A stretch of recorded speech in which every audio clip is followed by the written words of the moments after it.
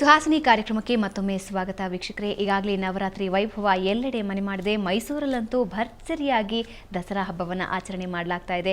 ಈ ನವರಾತ್ರಿಯಲ್ಲಿ ನವದುರ್ಗೆಯರ ಆರಾಧನೆ ಬಗ್ಗೆ ಗುರುಜಿಯವರಿಂದ ಮಾಹಿತಿಯನ್ನು ಪಡ್ಕೊಳ್ಳೋಣ. ಗುರುಜಿ, ಈಗಾಗಲೇ ಶಕ್ತಿಯ ಸ್ವರೂಪದ ಬಗ್ಗೆ ವಿವರಣೆಯನ್ನು ಕೊಟ್ರಿ. ಈ ನವರಾತ್ರಿ ಆರಂಭ ಆಗಿದ್ದಾದ್ರೂ ಹೇಗೆ? ಇದು ಹೇಗೆ ಅಂತಂದರೆ, ಮಾರ್ಕಂಡೇಯ ಪುರಾಣದಲ್ಲಿ 13 ಅಧ್ಯಾಯಗಳಲ್ಲಿ ಒಟ್ಟು 700 ಶ್ಲೋಕಗಳಲ್ಲಿ ಆ ಮಹಾಮುನಿ ದೇವಿಯ ಸಂಪೂರ್ಣ ಕಥೆಯನ್ನು ಬರೆದ. ಹೇಗೆ ಸೃಷ್ಟಿ ಆಯಿತು, ಸೃಷ್ಟಿಯಿಂದ ಹೇಗೆ ದೇವತೆಗಳು ಉತ್ಪತ್ತಿ ಆದರು, ಈ ರೀತಿಯಾಗಿ ಈ 700 ಮಂತ್ರಗಳೇ ಸಪ್ತಶತಿ ಅಂತ ಬಂತು. ಇವತ್ತಿಗೂ ಸಮೇತ ಚಂಡಿಕಾ ಯಾಗದಲ್ಲಿ ನಾವು ಬಳಸ್ತಕ್ಕಂಥ ಮಂತ್ರಗಳು ಇದೇ ಮಂತ್ರಗಳು. ಇಲ್ಲಿ ವಿಶೇಷತೆ ಏನು ಅಂತಂದರೆ, ಜಗತ್ತು ಹೇಗೆ ಸೃಷ್ಟಿಯಾಯಿತು ಅನ್ನೋದನ್ನು ಪುರಾಣಗಳು ದಾಖಲೆಯನ್ನು ಮಾಡಿಟ್ರು. ಆ ದಾಖಲೆ ಹೇಗೆ ಮಾಡಿದ್ವು ಅಂತಂದರೆ, ಈ 18 ಪುರಾಣಗಳಲ್ಲಿ ದೇವಿ ಪುರಾಣವೂ ಸಹ ಒಂದು. ಇಲ್ಲಿ ಒಂದು ಗೊಂದಲ ಇದೆ. ಈ ವಿಷ್ಣು ಪುರಾಣದಲ್ಲಿ ವಿಷ್ಣುವೇ ಮೂಲ, ವಿಷ್ಣುವಿನಿಂದಲೇ ಎಲ್ಲವೂ ಆಯಿತು ಅಂತ. ಲಿಂಗ ಪುರಾಣದಲ್ಲಿ ಶಿವನೇ ಮೂಲ, ಶಿವಪುರಾಣದಲ್ಲೂ ಶಿವನೇ ಮೂಲ ಅಂತ ಬಂತು. ಅದೇ ರೀತಿಯಾಗಿ ಬ್ರಹ್ಮ ಪುರಾಣದಲ್ಲಿ ಬ್ರಹ್ಮನೇ ಸೃಷ್ಟಿಕರ್ತ ಅಂತ ಇತ್ತು. ಮೂಲವಾಗಿ ನಾವು ಎಲ್ಲವನ್ನೂ ತಗೊಂಡ್ರೆ ಆದಿಶಕ್ತಿ ಅನ್ನೋದನ್ನು ನಾವೊಂದು ಕೇಳಿದ್ದೀವಿ.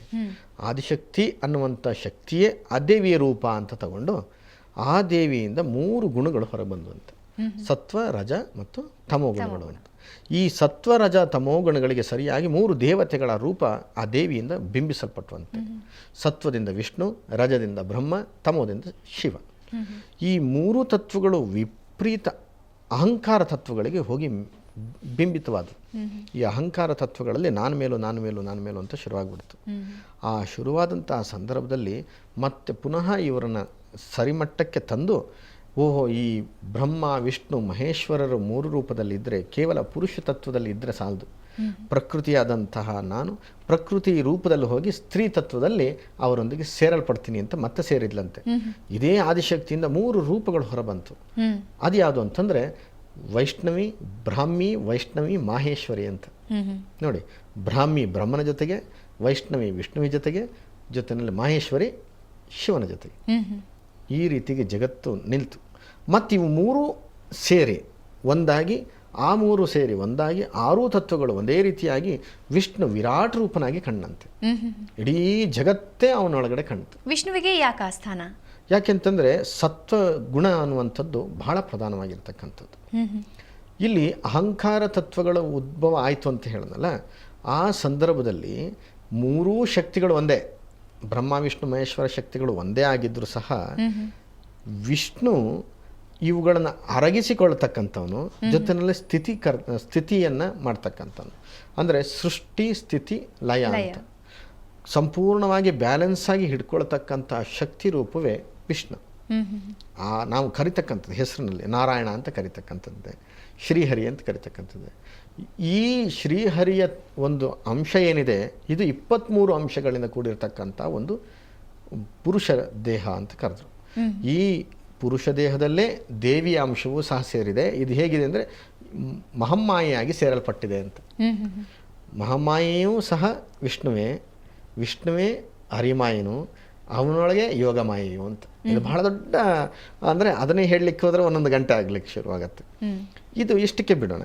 ಇಲ್ಲಿ 3 ತತ್ವಗಳಿಂದ ಬಂದಿರತಕ್ಕಂತಹ ದೇವಿ ವಿಷ್ಣು 3 ಜನ ಇದ್ರಲ್ಲ, 3 ಜನರು ಆಪತ್ತು ಕಾಲದಲ್ಲಿ ನನ್ನನ್ನು ಸ್ಮರಿಸ್ಕೊಳ್ಳಿ ಅಂತಲೂ ಸಹ ಹೇಳಿದ್ಲು ಅಂತ ದೇವಿ ಭಾಗವತದಲ್ಲಿ ಬರುತ್ತೆ, ದೇವಿ ಪುರಾಣದಲ್ಲೂ ಸಹ ಇದೆ.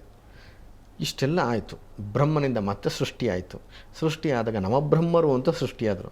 ಆ ನವಬ್ರಹ್ಮರಲ್ಲೊಬ್ಬ ಯಾರು ಅಂತಂದರೆ ದಕ್ಷ ಪ್ರಜಾಪತಿ. ಆ ದಕ್ಷನ ಮಗಳಾಗಿ, ನಾನು ಸ್ಪೀಡಲ್ಲಿ ಹೋಗ್ತಾ ಇದ್ದೀನಿ ಯಾಕೆಂತಂದರೆ ಸಮಯ ಕಡಿಮೆ ಇರೋದ್ರಿಂದ. ಈ ದಾಕ್ಷಾಯಿಣಿ ಶಿವನ ಒಪ್ಪಿಗೆ ಇಲ್ಲದೆ ಯಜ್ಞಕ್ಕೆ ಹೋಗ್ತಾಳೆ. ಬಹಳಷ್ಟು ಜನರಿಗೆ ಗೊತ್ತಿದೆ ಇದು. ಆ ಯಜ್ಞಕ್ಕೆ ಹೋದಾಗ ಶಿವನಿಗೆ ಅವಮಾನ ಆಯಿತು ಅಂತ ಹೇಳಿ ಯೋಗಾಗ್ನಿಯಲ್ಲಿ ತನ್ನನ್ನು ದಹಿಸಿಕೊಂಡು ತಾನು ಆ ದೇಹವನ್ನು ಬಿಟ್ಟುಬಿಡ್ತಾಳೆ. ಅಂತಹ ಶಕ್ತಿ ಇಲ್ಲದೇ ಇರುವಾಗ ಇಲ್ಲ. ಜಗತ್ತಿನಲ್ಲಿ ಶಕ್ತಿ ಅನ್ನುವಂಥದ್ದು ಇರಲೇಬೇಕು. ಆ ಶಕ್ತಿ ಅನ್ನುವಂಥದ್ದು ಹೇಗಿರಬೇಕು, ಎಲ್ಲದರೊಳಗೂ ಲೀನವಾಗಿರಬೇಕು, ಪ್ರಕೃತಿಯೊಳಗೆ ಇರಲೇಬೇಕು. ಆ ಪ್ರಕೃತಿಯನ್ನು ಹಿಡ್ಕೊಳ್ಳಿಕ್ಕೆ 3 ಅಂಶಗಳು, ಬೇರೆ ಬೇರೆ ತತ್ವಗಳಿದ್ದರೆ ಈ ತಾಮಸ ಮೂರ್ತಿಯಾಗಿರ್ತಕ್ಕಂಥ ಶಿವನಿಗೆ ಇವಳು ಬೇಕೇ ಬೇಕು. ಹೇಗೆ ಅವಳು ನಂತರ ಪರ್ವತರಾಜನ ಮಗಳಾಗಿ ಹುಟ್ಟೋದು. ಆ ಶಿಲೆಯ ಎಲ್ಲ ರಾಶಿಗಳಲ್ಲಿ ಸೇರಿರೋದ್ರಿಂದ ಶಿಲೆಯ ಮಗಳಾದ್ದರಿಂದ ಇವಳಿಗೆ ಶೈಲಪುತ್ರಿ ಅಥವಾ ಶೈಲಶ್ರೀ ಅಂತ ಕರಿತಕ್ಕಂಥದ್ದಿದೆ. ಆ ಶೈಲಪುತ್ರಿಯನ್ನೇ ಮೊದಲನೇ ದಿನ ಪೂಜೆನ ಮಾಡ್ತಕ್ಕಂಥದ್ದು.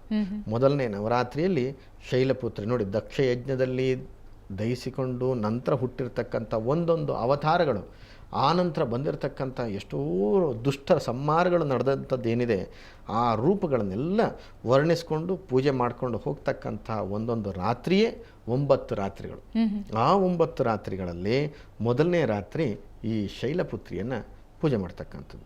ಈ ಶೈಲಪುತ್ರಿಯನ್ನು ಧ್ಯಾನ ಮಾಡಬೇಕಾದ್ರೆ ಮೂಲಾಧಾರ ಚಕ್ರವನ್ನು ಜಾಗೃತಗೊಳಿಸ್ತಕ್ಕಂಥದ್ದು ಬಹಳ ಮುಖ್ಯ.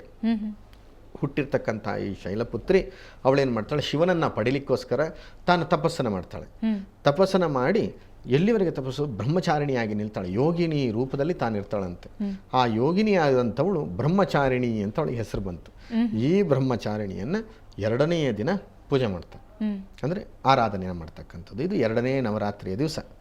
ಈ ಬ್ರಹ್ಮಚಾರಿಣಿಯೇ ಎಲೆಯನ್ನು ತಿಂದು ಉಪವಾಸನ ಮಾಡ್ತಿದ್ಲು. ಕಡೆಗೆ ಆ ಒಣಗಿದ ಎಲೆಯನ್ನು ತಿಂದು ಬಿಟ್ಬಿಟ್ಲಂತೆ ಉಪವಾಸನ ಮಾಡೋದನ್ನು, ಎಲೆಯೂ ತಿನ್ನೋದು ಬಿಟ್ಬಿಟ್ಲು. ಆವಾಗ ಉಮಾ ಅಂದರೆ ಬೇಡ ನೋಡೆ ಅಂತ ಹೇಳಿ ಕರೆದದ್ದು ಯಾರು, ಈ ಬ್ರಹ್ಮಚಾರಿಣಿಯ ತಾಯಿ.